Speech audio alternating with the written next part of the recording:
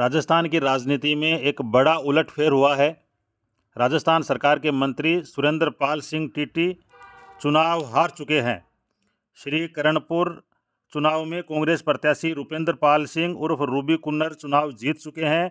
12,750 के करीब मतों से ये जीत बताई जा रही है।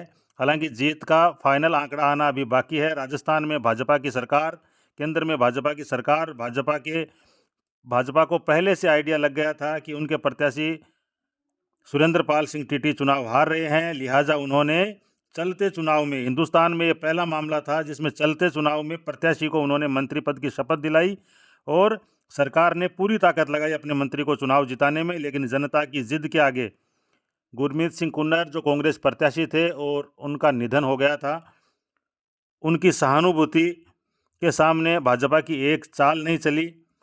जनता की जिद के आगे उनकी एक न चली और भारतीय जनता पार्टी को ये अच्छी तरह पहले से आभास था कि कांग्रेस इस चुनाव में अगर हारते हैं, भारतीय जनता पार्टी हारती है तो इसको लोकसभा चुनाव के सेमीफाइनल के रूप में इस्तेमाल करेगी। जैसा कि आपको पता है, राजस्थान में 25 नवंबर को चुनाव था। कांग्रेस प्रत्याशी गुरमीत सिंह कुन्नर के निधन की वजह से यहाँ चुनाव टल गया था।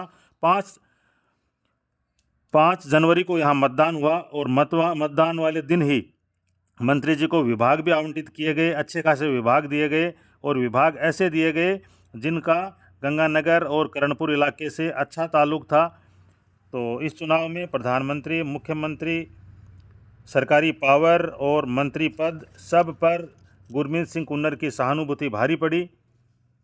कांग्रेस ने टीटी को मंत्री बनाने का भारी विरोध किया था और मंत्री बनाने के बाद गोविंद सिंह डोटासरा की वहाँ सभा हुई थी करणपुर में। उन्होंने तंज कसते हुए कहा था कि पूरी सरकार अपने टीटी को बचाने में लगी हुई है। जब विभाग नहीं बांटे गए थे तो उन्होंने ये कहा था कि सारे मंत्रियों को एक विभाग दिया गया है जिस विभाग का नाम है टीटी बचाओ विभाग।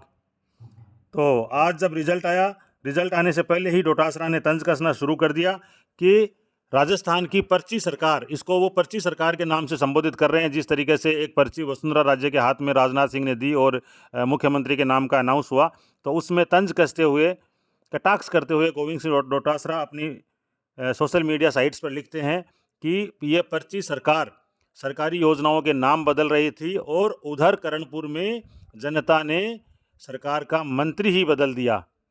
तो इस तरह से पहली प्रतिक्रिया गोविंद सिंह डोटासरा की सामने आई है करणपुर विधानसभा चुनाव को लेकर और उन्होंने निशाना साधा, तंज कसा और चुटकी लेते हुए कहा कि जनता ने मंत्री ही बदल दिया। कांग्रेस ने शिकायत भी की थी चुनाव आयोग से। डोटासरा ने यह भी लिखा कि चुनाव आयोग ने ध्यान नहीं दिया, लेकिन जनता ने उनकी बात पर जरूर ध्यान दिया। तो इस चुनाव पर निगाहें टिकी हुई थी। अब से 3 महीने बाद लोकसभा के चुनाव हैं और भारतीय जनता पार्टी ने इस चुनाव को बहुत गंभीरता से लिया था। चलते चुनाव में मंत्री बनाया था, इस पर खासी राजनीति हुई थी। चुनाव आयोग तक शिकायत भी पहुंची थी। चुनाव आयोग डिसीजन लेता, उससे पहले जनता ने डिसीजन ले लिया।